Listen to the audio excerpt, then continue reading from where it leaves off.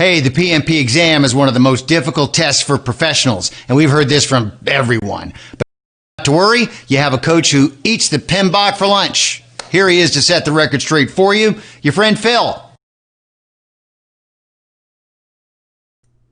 Hello, my fellow project managers. How you doing today? Welcome to our daily drill for today. It's a pleasure to have you here. We're going to be talking about a topic that a lot of people complain about on the exam: change management. Now, I'm going to give you 5 basic change questions. But before we go into the change questions, I want to remind you to study up the change management plan and the configuration management plan. To get an idea of what each of these is, I want you to search for my video. Just search for it right here on YouTube: configuration management versus change management. Watch the video, understand both plans, and understand what configuration management is versus change management. It will help you on the exam as well. Okay, so take a look at that. And for those of you who are new to the channel, we have coming up in the next number of days, a couple of days, we actually have a boot camp. It's known as a PMP Exam Tech Camp, and this is to help those who are struggling on the PMP exam in their prep in the very technical areas, the areas that people typically consider to be more difficult than others. And this is going to be happening for 4 weeks. It's a 4-week program, 4 hours every week. And we have a curriculum where we're covering the triple constraint knowledge areas as well as quality and risk. So that's schedule, cost, scope, risk, quality, those areas that people often complain about. They say they're hard, and I agree. Those areas are overtly technical. All right, so go on down to pmradio.org and sign up. Now, I have a student who's going to be taking the exam soon, and I wanted to give this student a reminder of what she needs to do for the exam. This is what I call the calm mindset. What does calm mean? The C stands for cool. You got to be cool. You got to be calm. You got to be collected. You got to be comfortable. You got to be composed. So if you're taking your exam at home, you want to get into this mindset.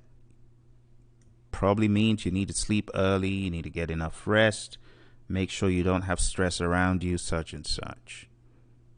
Okay, that would be the first thing. Second word here, A, is aware. You want to be aware of your surroundings. You don't want the time to go in a blur. You want to stay focused on the time. And you also need to be so aware that you're action ready. Imagine being in a building where there's something happening and you need to be aware to react, to act quick, to be proactive in your action, to get out of the building, to take any action you need. You know what I'm saying? That's how the exam is to me. In the exam, you need to be so aware of how the time is going by. In other words, you need to be able to look at your time, your timeline, as though you were able to stop it and act so quick that it was as though time stood still. That was the concept I had in mind. So you really need to be aware of how much time you're spending on questions. You need to be aware of how you're feeling, many, many things. And you need to regulate yourself and be action ready. In my case, my exam was a shock. The questions were horrendous. I got to question 20 and I knew there's no way I'm going to pass this test if I continue like this.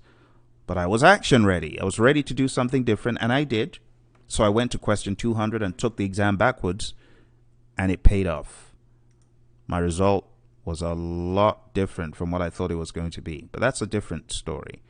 The L is for lead. Lead yourself, and remember, less is more.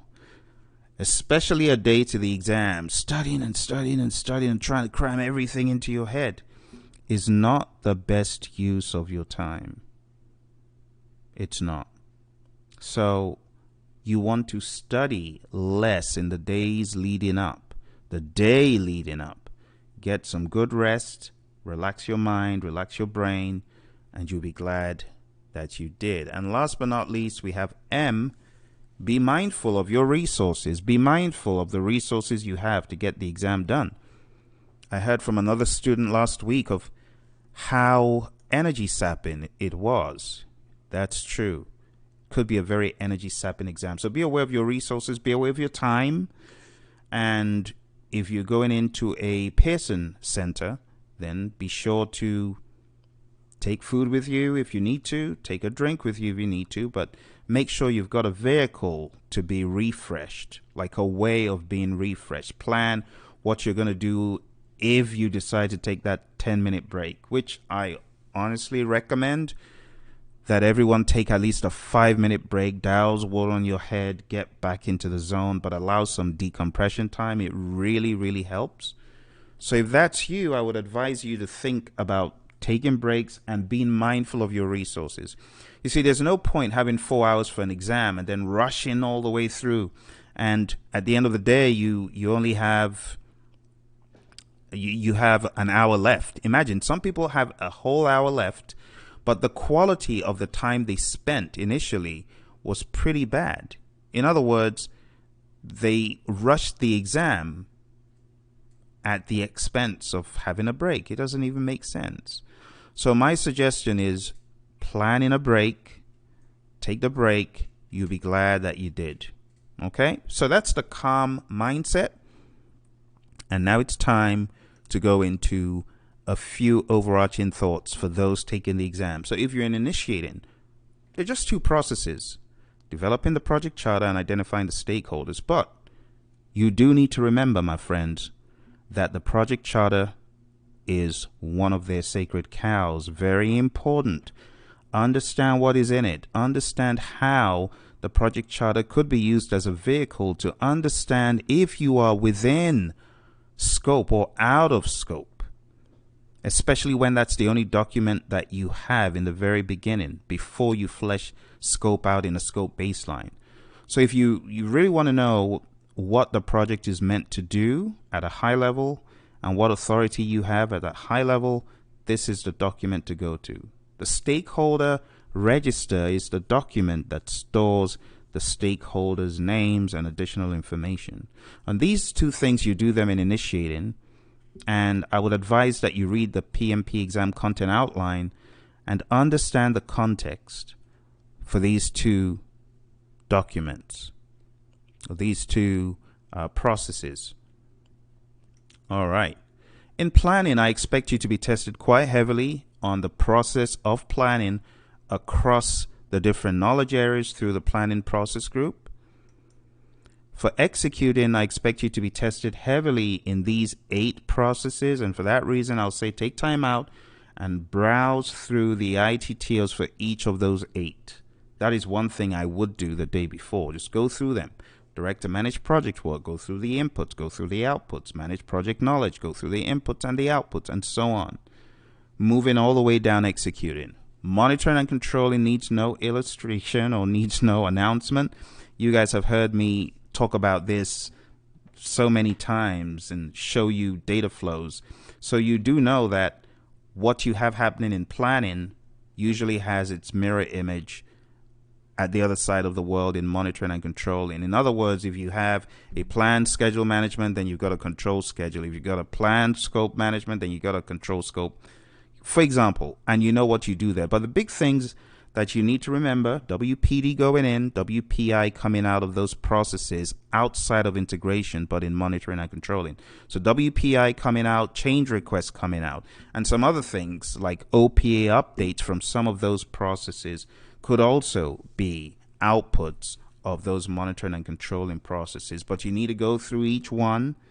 These are the ones that I would definitely say browse through each one at a high level. And you know, one of the ways to do that in the PMBOK guide is to open up to the page 550 something forward and go to the standard, not the PMBOK guide chapters, but the standard for project management, and go through it using a more process group driven approach, because you know the standard for project management at the back of the PMBOK guide is written by process group. So go through it by process group, and in that way you're covering the 49 processes by process group. Quite a good thing to do. And last but not least, we've got closing. And for this, I would say it's close, project or phase, and the myriad of things that are written on that page. Okay? Just a few ideas. If your exam is tomorrow, those are the things that you need to do. I hope this helps give you some confidence, give you some reminders. Read the glossary, read the content outline, browse through the index, browse through the PMBOK guide. No heavy detailed studying. And I'm really looking forward to hearing awesome news of your success, each and every one of you. All right. Thank you very much for joining me. We're going to take a break, and then when we come back, we will go into the segment where we look at the change management questions. Bye for now.